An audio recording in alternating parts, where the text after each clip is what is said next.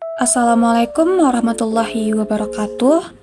Shalom, Om Swastiastu, Namo Buddhaya, salam kebajikan untuk kita semua. Halo teman-teman semua, perkenalkan, nama saya Yusika Salsabila Ramadhani dengan NIM 230131350088. Saya berasal dari Prodi Sarjana Ilmu Administrasi Publik, Fakultas Ilmu Sosial dan Ilmu Politik, Universitas Riau, Angkatan 2023. Nah, pada kesempatan kali ini, saya akan menyampaikan mengenai resensi salah satu jurnal dengan rincian jurnal tersebut adalah sebagai berikut. Judul jurnal yang akan kita resensi pada hari ini adalah Understanding Governance 10 Years On dengan penulis R.A. Weroders, tahun terbit 2007. Keywords dari jurnal ini adalah pemerintahan, jaringan kebijakan, teori desentralisasi, differentiated polity, dan hollowing out. Resensi pada kali ini terbagi menjadi 4 bagian. Yang pertama, sinopsis jurnal. Yang kedua, kelebihan jurnal. Yang ketiga, kekurangan jurnal. Dan yang terakhir adalah analisis kritis mengenai jurnal tersebut.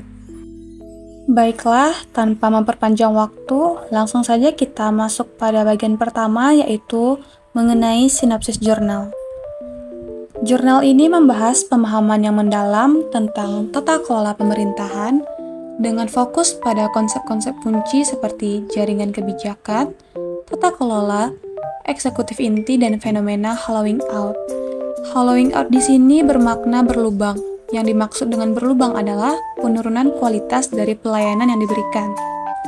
Rhodes sang penulis menyoroti pentingnya analisis terdesentralisasi dalam memahami praktik tata kelola pemerintahan yang melibatkan studi tentang keyakinan, praktik, tradisi, dan dilema dalam konteks kebijakan publik.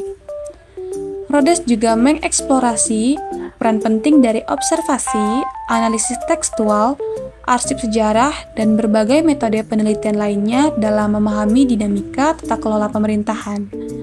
Menekankan pentingnya konstruksi sosial jaringan kebijakan melalui kemampuan individu untuk menciptakan makna, serta menyoroti peran agensi dan makna tata kelola jaringan pemerintahan.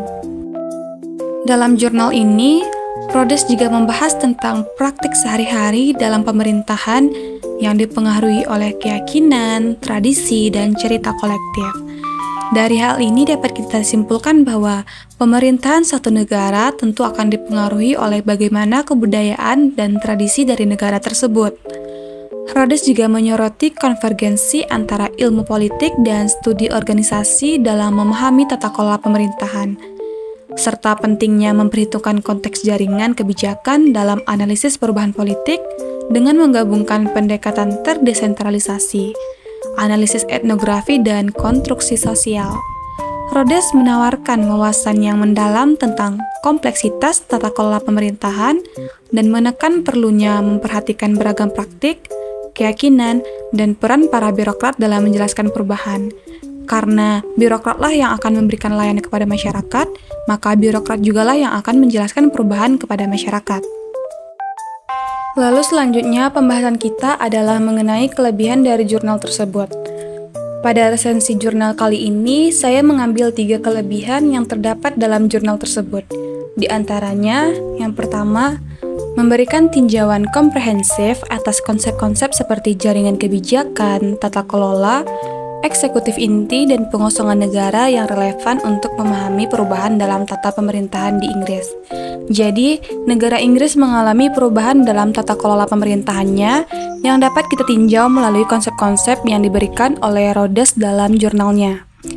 Kelebihan yang kedua yaitu memetakan pengaruh dari studi organisasi seperti teori kontingensi, teori pertukaran, dan analisis antar organisasi terhadap pemikiran tentang jaringan kebijakan dan tata kelola. Yang ketiga, memberikan refleksi pribadi dari penulis tentang perkembangan minat penelitiannya dari jaringan kebijakan menuju tata kelola secara umum. Jadi dalam jurnal yang berjudul Understanding Governance 10 Years On, karya Rhodes memberikan perspektif pribadi bagaimana dia memandang tentang perubahan dan perkembangan dalam tata pemerintahan di negara Inggris. Lalu selanjutnya ada kekurangan dari jurnal tersebut. Terdapat 3 kekurangan pula dari jurnal itu. Yang pertama yaitu kurangnya bukti empiris. Karena jurnal ini berfokus pada tinjauan konseptual dan teoritis, tetapi tidak banyak menyajikan bukti empiris baru untuk mendukung sketsa dan arah penelitian masa depan. Bukti empiris adalah bukti yang diperoleh melalui observasi lapangan ataupun percobaan. Nah, pada jurnal karya Rhodes ini, Rhodes kurang melampirkan bukti-bukti empiris yang dapat mendukung sketsa dan gambaran dari perspektif yang dia berikan. Karena Rhodes hanya berfokus pada tinjauan konseptual dan teori-teori yang dilampirkan dalam jurnal ini.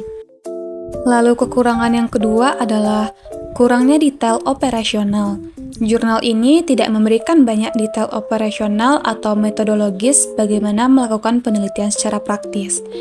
Dalam jurnal ini tidak ditunjukkan bagaimana detail-detail atau metode-metode yang dapat dilakukan dalam melakukan penelitian, baik itu penelitian secara sistematis maupun penelitian yang dapat dilakukan secara praktis. Lalu kekurangan yang ketiga adalah jurnal ini terbatas pada konteks negara Inggris. Pembahasan bersifat kaku karena sangat terpusat pada konteks perubahan dalam tata pemerintahan di negara Inggris. Jurnal ini hanya membahas bagaimana negara Inggris itu mengalami perubahan dalam tata pemerintahan dan tata kelolanya, sehingga tidak menyinggung tentang permasalahan administrasi negara lain. Sehingga kita dapat menyimpulkan bahwa jurnal ini bersifat kaku dan sangat statis. Lalu selanjutnya adalah mengenai analisis kritis saya terhadap jurnal ini adalah jurnal ini memberikan refleksi yang sangat penting atas perdebatan konseptual dan teoritis tentang tata kelola dan jaringan kebijakan di negara Inggris. Rhodes sang penulis mengakui keterbatasan dari argumennya, tetapi Rhodes terbuka terhadap kritik serta usulan baru. Jurnal ini berfokus pada karya-karya Rhodes yang kurang memberikan ilustrasi empiris yang memadai. Pendekatan terdesentralisasi dengan fokus pada keyakinan, praktik, dan tradisi di negara Inggris. Jurnal ini memberikan sebuah langkah yang bagus, maju, serta baik dalam mengembangkan pemahaman tentang tata kelola pemerintahan dan jaringan kebijakan. Namun, diperlukan eksplorasi lebih lanjut atas usulan-usulan baru agar dapat diaplikasikan secara konkret pada penelitian di masa depan. Selain itu, meskipun Rhodes menekankan pentingnya metode penelitian yang beragam, kita dapat menyoroti kebutuhan untuk lebih mengeksplorasi validitas dan reliabilitas data yang digunakan. Meskipun jurnal ini memberikan wawasan yang berharga, analisis kritis dari pembaca juga dapat menyoroti perlunya lebih banyak penelitian empiris untuk mendukung dan menguji konsep-konsep yang diusulkan. Secara keseluruhan, jurnal ini memberikan kontribusi penting dalam bidang studi tata kelola pemerintahan dengan pendekatan desentralisasi dan kompleksitas tata kelola. Namun, tetap perlu diperhatikan aspek-aspek yang dapat ditingkatkan untuk memperkuat validitas dan relevansi temuan dalam konteks yang lebih luas. Meskipun dalam jurnal ini hanya membahas bagaimana administrasi dan tata kelola pemerintahan di negara Inggris, serta tidak menyinggung bagaimana tata kelola pemerintahan dan administrasi di negara lain, dari jurnal ini kita dapat memperoleh informasi bahwa bagaimana negara-negara di Eropa tersebut mengelola administrasi dan mengelola birokrasi mereka untuk menciptakan pelayanan yang prima kepada masyarakat. Jadi teman-teman, meskipun jurnal ini memiliki kekurangan, jurnal ini tetap memberikan kontribusi dan pemahaman yang mendalam tentang kompleksitas tata kelola dan pentingnya memperhatikan aspek-aspek kunci dalam analisis kebijakan publik. Dengan pemahaman yang kritis, pembaca dapat mengambil manfaat dari informasi yang terdapat dalam jurnal tersebut untuk memperluas pengetahuan dan wawasan kita mengenai administrasi publik.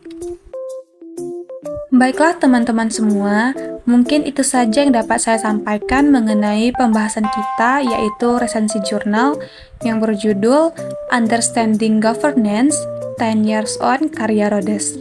yang di dalamnya mencakup sinopsis jurnal, kelebihan jurnal, kekurangan jurnal, dan analisis kritis saya mengenai jurnal tersebut. Saya berharap dengan adanya resensi jurnal ini dapat memberikan kita pengetahuan dan wawasan yang lebih banyak dan bermanfaat bagi kita semua. Akhir kata saya akhiri, wabillahi taufik wal hidayah, wassalamualaikum warahmatullahi wabarakatuh.